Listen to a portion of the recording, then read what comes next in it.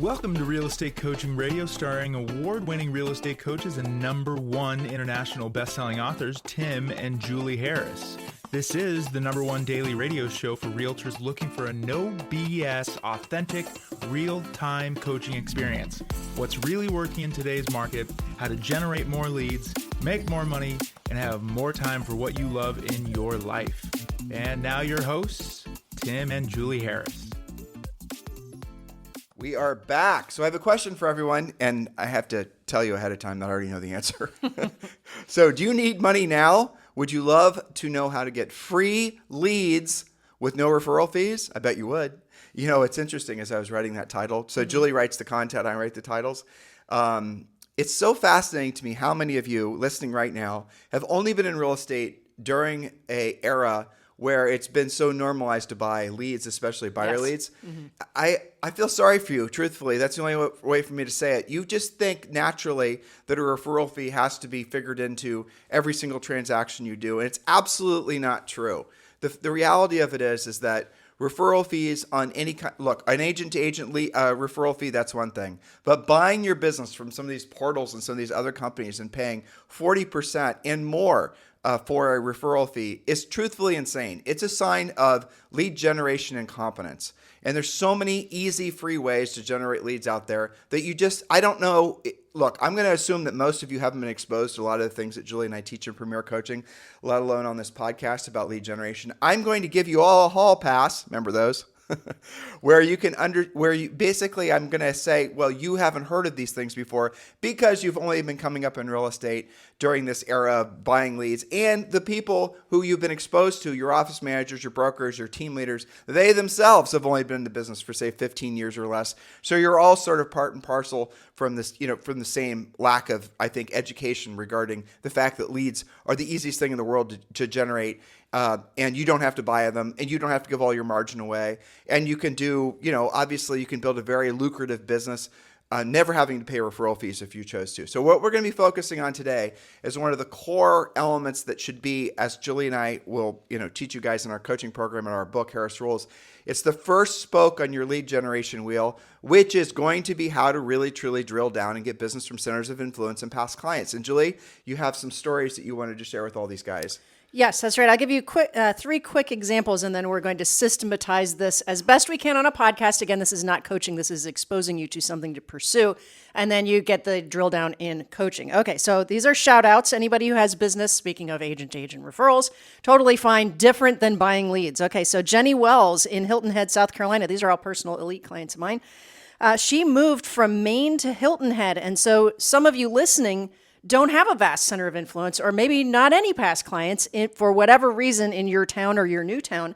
So she has followed this system that we're going to talk about today and put together how is she going to build her center of influence? How is she going to pursue more influence in the real estate world? She has joined a combination of things: bocce ball, Rotary Club, yacht club, book club, and Meals on Wheels. That's the short list. She's doing more than that.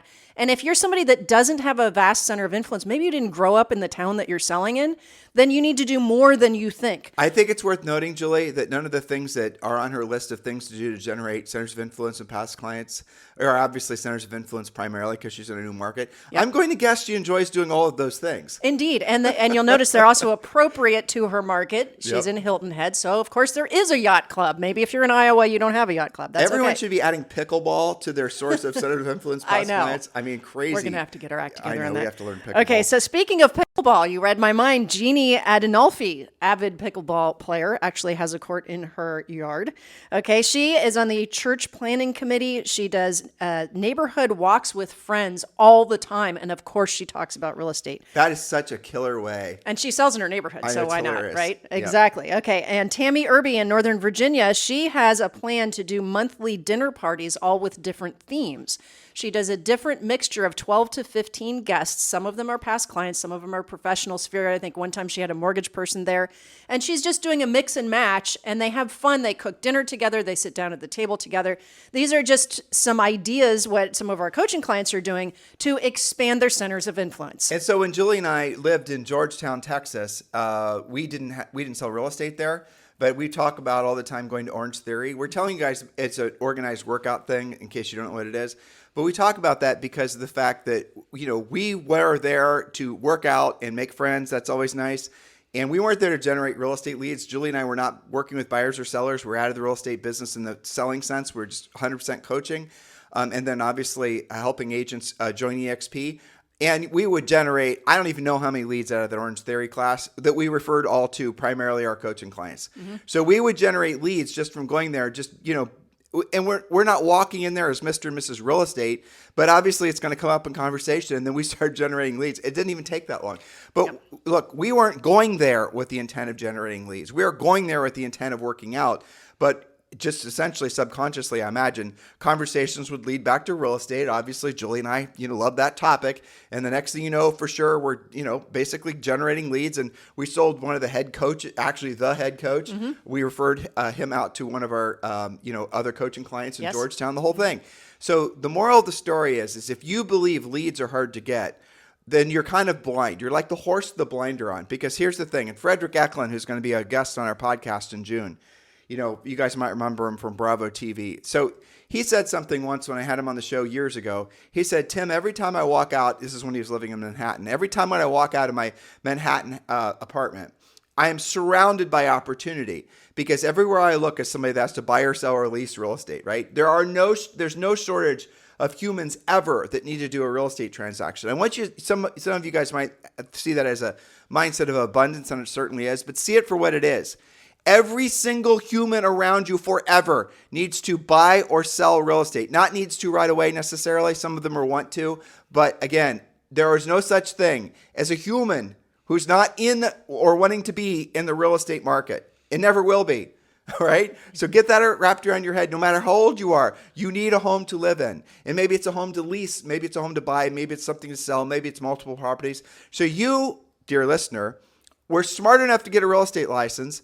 And you're really far more brilliant than you think you are because you're actually selling something that everyone needs. I don't know if you guys thought. And you don't even have to stock it yourself in inventory. You don't have to buy your merch, right? I don't know if you ever thought about that, but a lot of people are in businesses where they sell things that not everyone needs. I mean, if you're selling pickup trucks, not everyone needs a pickup truck. If you're selling, you guys get it? Not everyone needs a cupcake. Right? Not everyone needs a lawnmower, but you're selling something that everyone always needs. I have to tell you, that is unbelievably brilliant because no matter what the interest rates do, who the president is, whether there's an alien invasion, and I'm not talking about from the borders, I'm talking about from different solar systems, right? It doesn't matter. Whatever it is, everyone's always going, I'm just saying things sometimes make Julie laugh, and that one worked.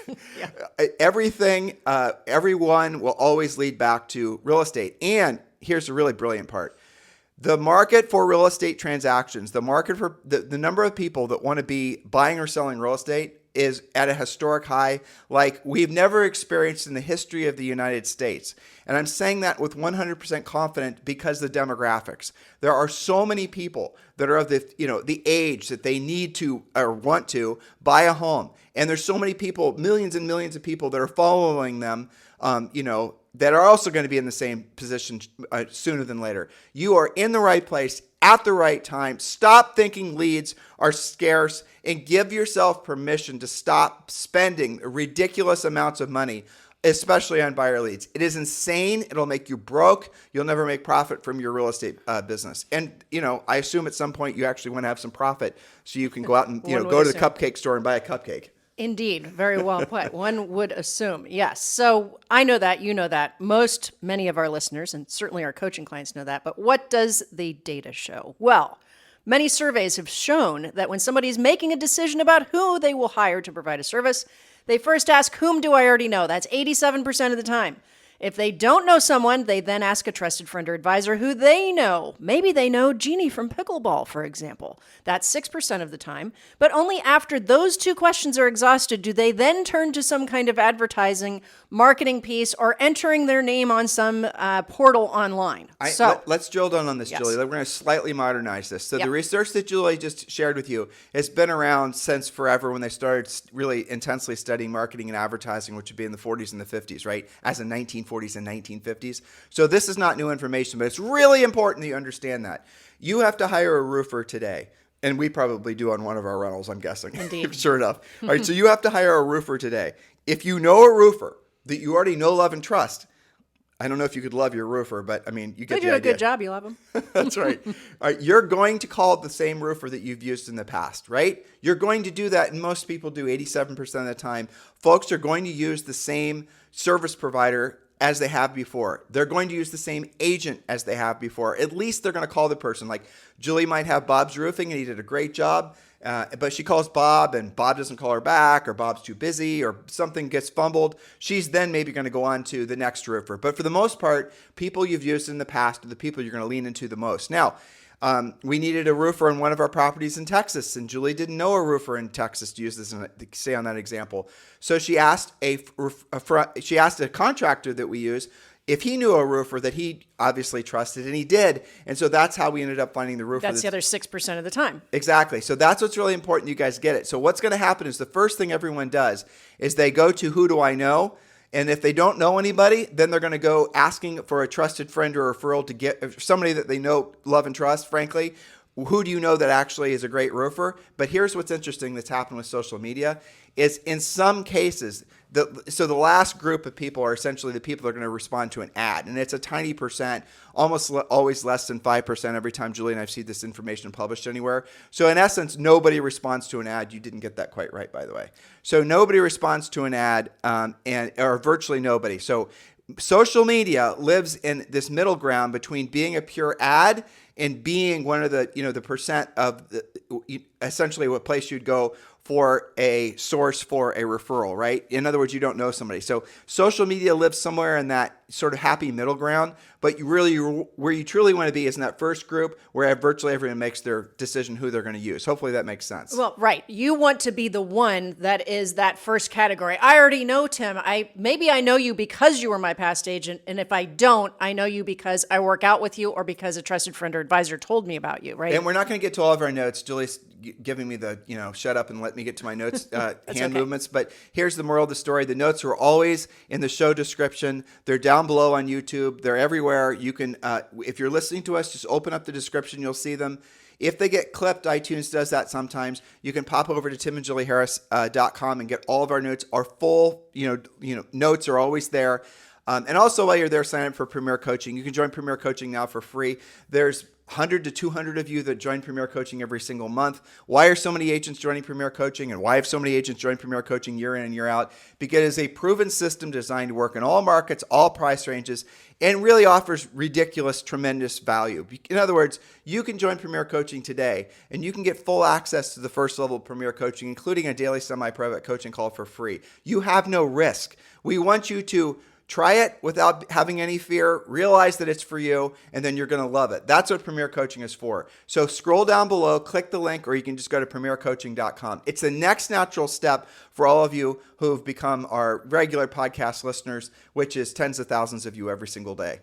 All right, so I'm going to do these next 3 points because these are structural. I'm going to do these fairly quickly, and then we're going to talk about specifically how to expand your center of influence so more people know you and you are their first choice. They don't even go looking for anybody else. So first, point number 1, you have to actually have an organized database with names, numbers, email addresses, LinkedIn, Facebook, Instagram, and other support information for each person. Now, this is a big point. You do not need a fancy CRM. You can use KV Core, for example. Call each person to update the rest of their profile. It's a great excuse to make those connections, right? Use your Ford conversation outline to make those calls fruitful. That's family, occupation, recreation, dreams. We do have podcasts about that. Number 2, you have to actually speak with all of your contacts regularly. That means face-to-face, voice-to-voice, real contacts. A contact is a conversation with a decision-making adult about real estate. If you have 200 people in your database and you speak with 10 per day on work days, you can actually speak to 100% of your list every single month. Why? Because there's 20 work days. You're making 10 contacts per day. I just want to add a little note there. We're asking you to call them. We give you scripts in Premier Coaching. We're not necessarily saying you're going to have a real overt real estate conversation every single time. Matter of fact, truthfully, that's inappropriate a lot of times. But we do want you to call them because we want you to be top of mind when it comes to, especially this time of year, when it comes to folks thinking about real estate. If you mail them stuff, if you do stuff on social media, that's great. But those things supplement add to the actual calls. If you're wondering why you're not getting anything from your mailing and all the rest of it, it's because you're not doing the calls. If I remember very clearly, Julie and I got seduced into just doing a bunch of mailers and whatnot when we were selling real estate, and it wasn't really working that great. The result kind of sucked. I mean, by comparison to things we'd done in the past. So then we started calling the people in the marketplace, letting them know about new listings, the things we teach you guys to do, and our sales went through the flipping roof because we are reinforcing what we are providing to the community on the phone, taking the time to call, which they're always really thrilled and surprised we were doing. And then we are also giving them information because in the mail. But remember, guys, everybody is interested in the real estate market, in every part of the country, in every price range at all times. And if you become the purveyor, if you become their real estate information drug dealer, they're always going to want to say hello to you and listen to what you have to say. That's what having a scripted approach to these calls will allow you to have that perception in the mind of your consumers, because you will be the purveyor of information that they want to hear. And we're going to teach you guys how to do that at a very high level, efficient, friendly way that will, frankly, induce them to want to send you referrals. That's right. So an example of that, actually talking to them and not being overly scripted. One of the things that Tammy, that I mentioned earlier, Northern Virginia, that she's doing, when she calls her database, her current reason for calling is to offer them an updated CMA. Now, not all of them are going to want that, but the ones that do, she turns that into a really nice, it's like a clear backpack package. It's a very nice presentation of their CMA. And then, of course, she follows up. So that's one example of how to have a real conversation about real estate without being overly scripted. Again, there's a whole system we teach you guys in Premier Coaching. Julie's got a call here in about 10 minutes, so she's going to have to jump. But really, the essence of it is we are calling all your lists every single month. You're going to call a certain number of people every day, make a contact with a certain number of people every day. They're going to be looking forward to your call because, frankly, in many cases, you're going to be calling them with unbelievably brilliant news about how their home is going up in value. You might be the best damn thing that happens to them every single month when you call them. If you use our approach, it obviously works. And again, it's not a real overt sort of, there's no pressure in it whatsoever. You're just calling and giving them good news of what's going on in their home's value. And then you're asking them if they'd like you to do a more in-depth study of their home's value, aka a CMA. And those calls are totally fun. They are. You'll look forward to doing them because they'll love you. I mean, you're calling. When was the last time? Hey, Julie, this is Tim. Listen, I got, I'm calling all my, centers of influence, people I know, love, and trust every single month, as I promised I would, letting them know what's going on with their home's value. And I got great news for you. Your home last month went up almost 1% or 0.5%, which means that from when you bought the house to now, the house is now worth X more than when you paid for it. So I just wanted to let you know, congratulations, you made a brilliant move.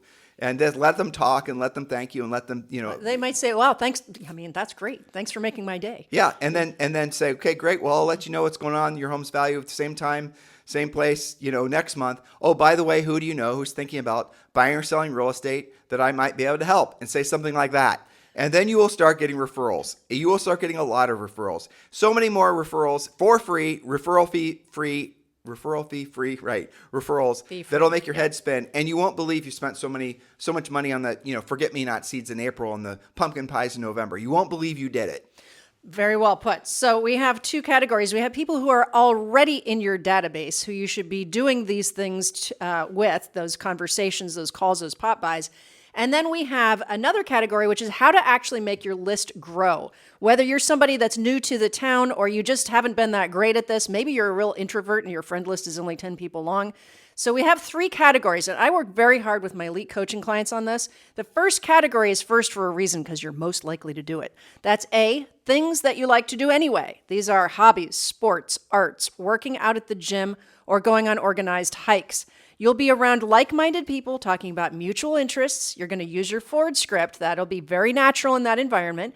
You can use meetup.com to find things that interest you, and you can try out new clubs to expand your contacts. I want to close this loop just so they're very clear. 93% of everyone chooses who they're going to use for their next for a real estate agent from somebody they already know, love, and trust, or they're going to get a referral from somebody they know, love, and trust. So 93% of all consumers are going to be choosing an agent that way, not from media, not from social media, right, not from a direct mail postcard, from somebody from those two categories. if you're you, being you, doing something that you already have passion for, your sports and your working out and your pickleball and the rest of it, you're going to be rubbing elbows to other humans with other humans that are also going to be needing or wanting to buy or sell real estate or know somebody is. This is how you supercharge your business. And by the way, you can have a hell of a lot of fun doing it. It does require, for some of you, a hard reset on your approach to real estate because some of you are so mired in paid lead generation and funnels and all the rest of it. If you want to do all of the other, the passive stuff, do it. But do the proactive stuff like what Julie and I just said first, because it will put you in a position to help people and make more money today versus the other stuff, which truthfully is very speculative. Very well put. So category number B is business networking for the sake of networking. This is Business Network International, Chamber of Commerce, Toastmasters, Entrepreneurs Clubs, Investors Clubs, and so forth. There are lots of them in your town, no matter where you live. And again, you can use meetup.com. You can go to your Facebook pages and find some business networking. I think you should really be mixing that plus the first category, stuff you like to do anyway. That way you're being more broad, okay? So category C, charitable events. These are things like auctions, food drives, toy drives, fundraisers, school and church events. Some of our coaching clients are very good just being, I think Jeannie is on her church planning committee. So not only is she on a committee at her church, but it's specifically planning events at her church. Julie, it's important that we point out that the nature of the events that you choose have to be more social and more hobby-oriented versus, say, for example, being on an HOA. Or something like that. Very well put. Being on an HOA or doing things like that you might generate leads from that, but there's so much contention and people who are joining HOAs just are the love to get in a fight types. So you might want to, really still steer clear of that and go to where people are naturally going to be happy. More leisure type events, right? Go to the place and do the things where people are doing what they want to do when they want to do it around people that they want to do it with kind of thing. And then you're going to find like-minded people instantly. Doesn't this all intuitively just resonate with all of you? Of course it does. And what some of you are thinking, oh, this is too simple. It needs to be more complicated than this. No, it doesn't. Well, you're exactly. I had a conversation yesterday about how agents love to complicate everything. And oftentimes when I'm working on this with coaching clients or with the coaches who work with the premier coaching clients, they will ask, like, if I were to do this, I am doing this, but if I were in real estate doing this today, what would I choose? What would be my collection of things? So for me, for an example, it would be French Bulldog Rescue. That's people who have similar interests. I would do something like a gardening club, and I would definitely, and I am doing like the Parent-Teacher Association because I'm around other families that go to the same school, that have the kids the same age, who are going to the same events. It's funny that she doesn't mention what she does every day, which is doing kettlebells or working out. It tells you how much she dislikes it. Yes. It's also hard to talk to somebody when you're swinging a 50-pound weight. But yes. That's true. But I mean, at the gym. And at the gym, I mean, we have lots of different examples of real estate stuff that happens at the gym. It's, because there's so much positivity, there's a combination of excitement because values are going up. And to your point, when you were talking to Frederick, everybody has real estate on their mind all the time. Mm-hmm. But you combine that with scarcity of inventory, you have an endless supply of conversations about real estate that you can be having. And people are going to, when they realize you're in real estate, they're going to go up to you and they're going to ask you for, the latest, gossip about this or that and the other. So naturally, you're going to be the center of attention when you walk into any of these places once they realize you're a real estate agent. And you don't have to go in there with wearing a name badge and letting them know you're a real estate agent. The conversation will naturally lean into real estate. It does all the time anyway with everyone. It's interesting. Some of you guys who are Julie and I's age, you'll resonate with what I'm about to say. There's something that changed in the culture over the last probably 20 years in a meaningful way, where real estate agents being in real estate used to be something that it was a fallback to the fallback to the fallback. There was a poll that USA Today, if I remember correctly, used to do every year, and they would essentially rate the least respected professions, and real estate agents were almost always at the bottom of the list. I haven't seen anyone do a similar poll to that, but I can pretty much guarantee you that's not how it is anymore. So all these TV shows are constantly on that are making it so real estate is actually a career path. Being in real estate, being a realtor, even being on the investor side of the equation, everyone has an interest in it or is participating in it. So the nature of being in real estate has completely changed. The nature of, as a result, even if someone's not going to do anything, professionally speaking in real estate, they still have grown up with a steady diet of real estate TV shows and having real estate, owning multiple homes, or even being in real estate as an aspirational path. Everything has changed. And so you got to, open your mind to the fact that having conversations with strangers about real estate is what they want to talk about anyway. So don't be a secret agent. That's the punchline from today's podcast. See the opportunity that's always around you, 24/7. There's always going to be somebody that wants to buy or sell real estate. Stop thinking that you have to buy your business. Stop thinking that you have to essentially drip on people forever before they'll decide to buy a lead, or before they decide to buy or do business with you. And, open your eyes. I'll tell you guys a true story. When Julie and I sold real estate, we sold 103 houses our first year, including our pendings. We had like 9 pendings or something. I don't remember. And we sold 100 to 200 homes every year thereafter for about 10 years. And then we started coaching full time. Well, here's what happened in our own business. Our first year in the business, people ask how we did it. It's exactly like we tell you guys to do it. We are proactive lead generators. We are, FSBOs, expireds. We didn't have any centers of influence. I mean, we were in our early 20s, so none of our centers of influence were buying real estate, right? And then over time, what happened is those centers of influence, those past clients, we're taking a lot of listings. I want to make sure you guys are clear on that. The fallacy that you have to get into this business and suffer through just buyers is not true. You can be a listing agent right away. We were, and if you look at the pictures that are on Instagram and online about when Julie and I, got into the business, we look like we were still in high school. Because basically we were right out of high school in essence. Our first deal we did when we were 22 and 23. Maybe it was 21. No, it was 22 and 23. So yeah, fast forward. What happened was, after about 4 or 5 years, Julie and I were always, methodically tracking where all of our leads came from. And originally, it was all it was all, the FSBOs, the expireds, the actual doing the real work. But what happened on year 3 or 4, I remember very clearly, it was about halfway through the year, and we added up where the leads originally sourced. And it was astonishing how many of them were starting to come from not just the original people that we helped transact, those original FSBOs that are now looking to transact again, but the centers of influence of past clients, of people that had gotten to know us as being in real estate. So it went from all of our business came from proactive lead generation, the FSBOs, the expireds, to the point where about 3 or 4 years in, right in there, Julie would remember more than me. She's went off to her call. Then essentially 50% of the business was coming from repeat referral centers of influence and past clients. And over time, it worked into being 70 or 80%, not because we were trying to design it that way, or not because we stopped doing the proactive lead generation. It's because that snowball kept on building and building and building, and as it was rolling down the hill, got bigger and bigger and bigger and had more and more momentum. You have to be in the business long enough to experience that, but anyone we've ever coached, anyone who's ever been successful at real estate long term, or by the way, any kind of business where you're selling stuff, they know that the business, the real way you build is going to be from essentially, obviously having generated the lead in the first place, having done a great job for that person, staying on top of that person, staying top of mind with that person over the years, and then you're going to get more and more business from them. It takes the liberating yourself from the misconception that you have to buy your leads. Because if you're in the lead buying mindset, not only are you probably not making any net profit, but you're never going to allow more. You're always buying leads and chasing these mediocre to crappy leads. You're never taking the time to learn how to proactively lead generate yourself. And again, hopefully you guys have understood from our notes today that we're asking you to do what you love doing around people who also love doing the same thing. And so in other words, you can be yourself. You don't have to be contentious or worried that you're going to say something wrong. You're just having fun playing pickleball or whatever. All of you can do that. So our homework for all of you today is go out and have fun. Do what Julie's coaching clients are all doing and make a list of the social activities you're going to do. Make a list of the things that you already are planning on doing, and then be proactive. I remember we had this coaching client named Dave Bouthard, I think his last name was, in Austin, Texas.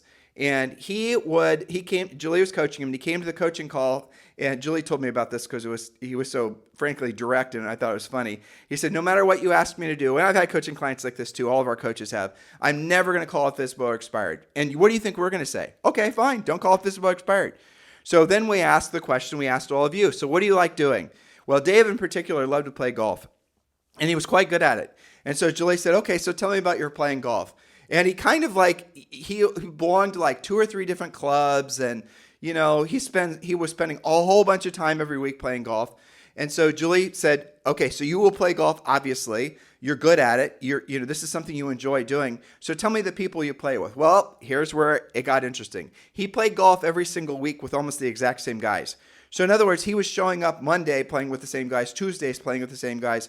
And so he wasn't getting to know any new people, and he wasn't actually having real direct conversations about real estate. Well, one day he was playing golf, and one of his friends in one of these golf groups that he was playing in, 4 or 5 guys, was telling Dave about this, home he just went in a contract on, and how he just listed his home. And Dave then finally had the epiphany. And yes, the guy did not use Dave, but Dave finally had the epiphany that not only does he need to be more proactive in reminding everyone that he's in the business of buying and selling real estate, which would have only taken bringing it up and having it as a conversation topic, on the regular, but he would have, frankly, he needed to then start rotating who he was playing golf with. So maybe on Monday he plays with, these 5 guys. And then the following Monday, he maybe plays with 3 of those 5 guys and brings in 2 other guys. He's always working to build his centers of influence and past client, doing what he already loved to do, which was playing golf. All of you guys can do the same thing. When Julie and I were in going to Orange Theory in Georgetown, we would go every single day at the same time. Now, if we were in real estate, wanting to generate real estate leads, we would go Monday, Wednesday, Friday, and we might go at like 8:30 a.m. Pick your time. Then on Tuesdays and Thursdays, we go at a different time so we can create friendships with different groups of people. Just word to the wise, the earlier you go, the grouchier the people are, because they're wanting to get their workout done so they can go to work. So, arrive at a time when people are going to be done with the morning rush and before the afternoon rush when it's over. You guys get it? So think logically about this. And you will find very quickly you're going to start generating real estate leads. Oh, and by the way, you're going to have more fun. You're going to probably get in better shape. You guys get what I'm getting at here? So be yourself, doing what you love to do around people who share the same passion. And this should always be your first spoke on your lead generation wheel. Hopefully this motivates you. Hopefully it opens your eyes to realize that there's opportunity all around you at all times, and you are in the right place at the right time. Now it's time for you to take the right actions. Thank you for keeping this the number 1 listened to daily podcast for real estate agents in at least the United States. Have a fantastic day. We'll talk with you on the show tomorrow. This podcast is a part of the C-Suite Radio Network. For more top business podcasts, visit c-suiteradio.com.